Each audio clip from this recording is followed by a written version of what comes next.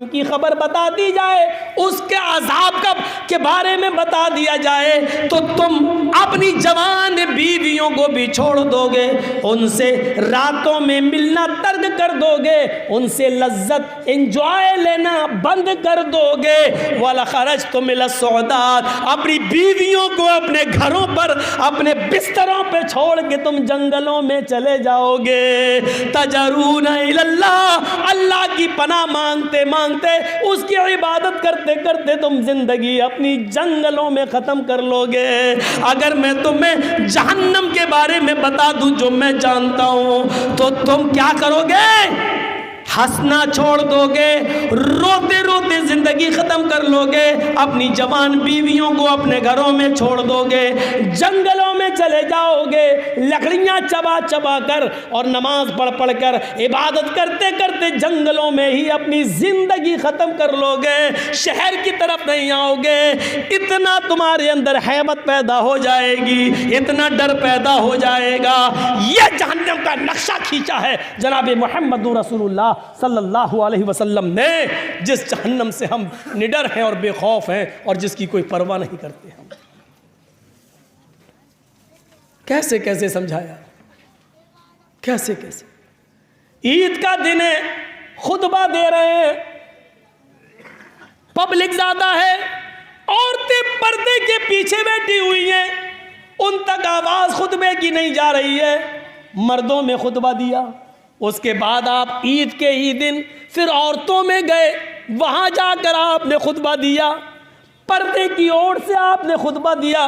ان ladies میں آپ نے کہا یا معاشر النساء تصدقن فإنی اریدکن اکثر اہل النار، اے عورتوں کی جماعت، اے لیڈیز، اے خواتین، صدقہ کرو، اللہ کی راہ میں خرچ کرو، جو بھی تمہارے پاس ہو تم اللہ کی راہ میں لٹاؤ، اللہ کی راہ میں دو۔ فإنی اریدکن اکثر اہل النار، جب مجھے جہنم دکھائی دی تو میں نے جہنم میں سب سے زیادہ تمہیں جلتے ہوئے دیکھا۔ اے عورتوں، میں نے جہنم میں سب سے زیادہ تمہاری تعداد دیکھی۔ ایک عورت بول پڑی، اے اللہ کے رسول، عورتوں کو جہنم میں سب سے زیادہ کیوں دے گا؟ عورتوں کو وہ کون سی چیز ہے جو جہنم میں لے گئی؟ قلنا وبما یا رسول اللہ، کچھ تو وجہ ہوگی، کوئی تو وجہ ہوگی۔ عورتوں نے ایسا کیا کیا جس کی وجہ سے وہ جہنم میں سب سے زیادہ جلتی ہوئی دکھائی دی؟ آپ نے فرمایا ہاں، انہوں نے دو بڑے کام کیے۔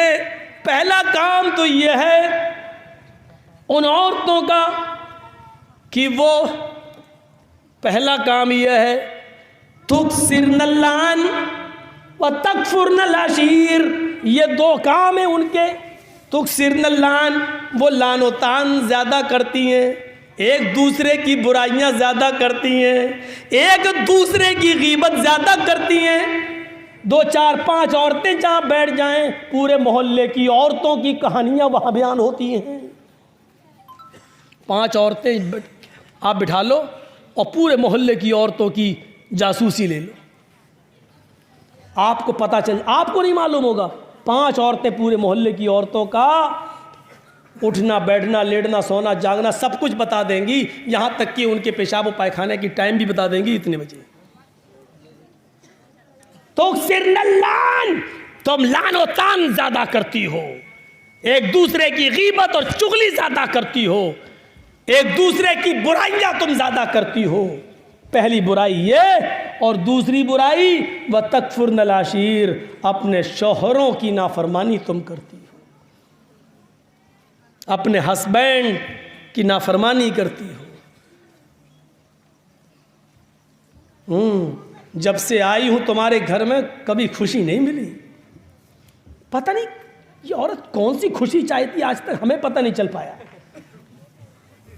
ہمیں بھی تجربہ ہے، ہمیں بھی شادی کو 18-20 سالیں ہو گئی ہیں، یہ عورت کو خوشی کون سی چاہیے مولوی جرجیس نہیں سمجھ پائے، آپ سمجھ پائے کہ نہیں سمجھ پائے، اللہ بہتر جانے کون سی خوشی اس کو چاہیے۔ ویسے بہت اچھا، سب کچھ ٹھیک، لیکن ایک دن اگر کبھی اونچا نیچا ہو جائے، اب آپ کو یقین بتا، یہ 10 مہینے 8 مہینے گھر پہ ہم رہ لیے نا، تو کہتے نہیں یہ دھوبی کا گدھا گھر کا نہ گھاٹ کا، وہی صورت ہو گئی۔ پہلے جب 10-15 دن بعد تقریر کر کے باہر سے جب گھر جاتے تھے تو عزت ہوتی تھی، کیا پکے گا، کیا کھاؤ گے، بنائے عزت۔ آدمی آیا، شوہر دور سے آیا، چلو، اور پوچھتی کب جائیں گے، روزانہ ڈیلی پوچھا جاتا تھا کیا پکے گا کیا۔ یہ 8 مہینوں کبھی دال پک گئی، کبھی آلو پک گیا، کبھی کدو پک گیا، کبھی یہ، ہم کیا کریں، جو پک گیا کھا لو۔ ساری عزت نکل گئی ہیکڑی، 8 مہینوں میں بہت کچھ تجربہ مل گیا۔ لیکن یہ گھر کا حال ہے، وہ تو سب کے ساتھ ہے، ہم آپ کے ساتھ بھی ہوا ہوگا، ہمارے ساتھ بھی ہوا، یہ کوئی بڑی بات۔ لیکن نبی اکرم نے کیا کہا، تکفرن العشیر، تم شوہروں کی نافرمانی زیادہ کرتی ہو۔ نافرمانی کیا ہوتی ہے کہ شوہر پیار سے اگر کوئی چیز دے رہا ہے، 5000 مہینہ ملتا ہے، 500 روپے کی چیز اٹھا لائے، یہ جب سے تمہارے گھر میں آئی ہوں کبھی خوشی نہیں دیکھی۔ یہ شوہر کو سب سے زیادہ ناگوار گزرتا ہے، سب سے زیادہ برا اس کو اس وقت لگتا ہے شوہر کو جب کوئی یہ کہہ دے کہ جب سے آئی ہوں تب سے کوئی خوشی نہیں ملی۔ اور یہ کہتی کبھی کبھی کہا جاتا ہے، کبھی کبھی، جبکہ عورتوں کے اتنے حقوق میں نے بتائے کہ اگر کسی کا شوہر اپنی بیوی اور اپنے بچے کا پورا خرچ اپنی بیوی کو نہیں دیتا تو اللہ کے رسول صلی اللہ علیہ وسلم نے ابو سفیان کی بیوی ہندا کو اجازت دی تھی کہ تم اپنے شوہر کی پاکٹ میں سے، اپنے شوہر کی جیب میں سے اتنا پیسہ لے سکتی ہو جتنے میں تمہارا اور تمہارے بچوں کا خرچہ چل جائے۔ اجازت ہے۔ اگر شوہر پورا خرچ نہیں دیتا تو بیوی اپنے شوہر کو بتائے بغیر اس کی پینٹ کی جیب میں سے لے سکتی ہے۔ لیکن آپ کو معلوم ہے جب یہ مسئلہ میں نے بتایا تو دوسرے دن میری شیروانی کی جیب میں سے 5000 روپے پہلے ہی نکلے تھے، سب سے پہلے میری جیب کٹی تھی۔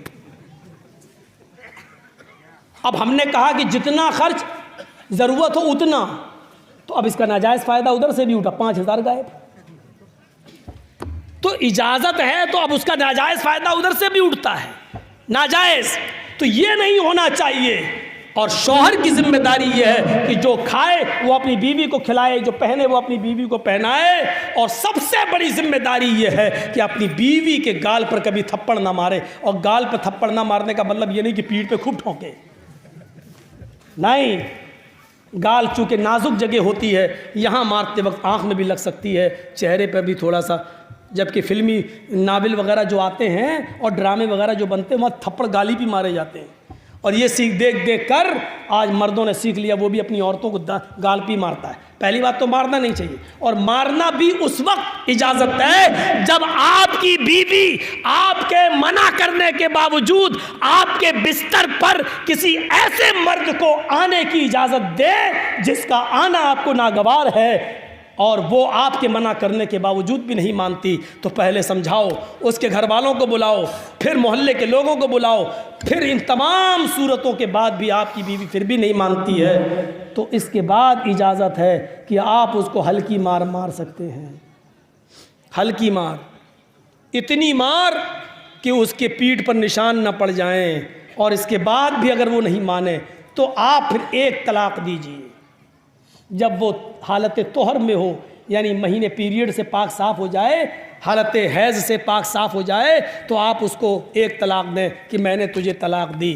پھر ابھی آپ کے گھر میں رہے گی وہ، 1 مہینے تک چھوڑ دیجئے اس کو، اس کے قریب مت جائیے۔ اگر اس کو احساس ہوا کہ میرے بچے مر جائیں گے، میرے شوہر نے مجھے طلاق دیا ہے، تو وہ چاہے تو آپ کو منا لے گی اور آپ سے رجوع کر لے گی، آپ پھر مل جائیے۔ آپ کی بیوی ابھی وہ آپ کی بیوی ہے، ابھی وہ الگ نہیں ہے، آپ بستر سے الگ ہو جائیے، آپ کھلائیں گے پلائیں گے بھی ذمہ داری آپ کے اوپر ہے، 1 طلاق دے کے چھوڑ دیجئے۔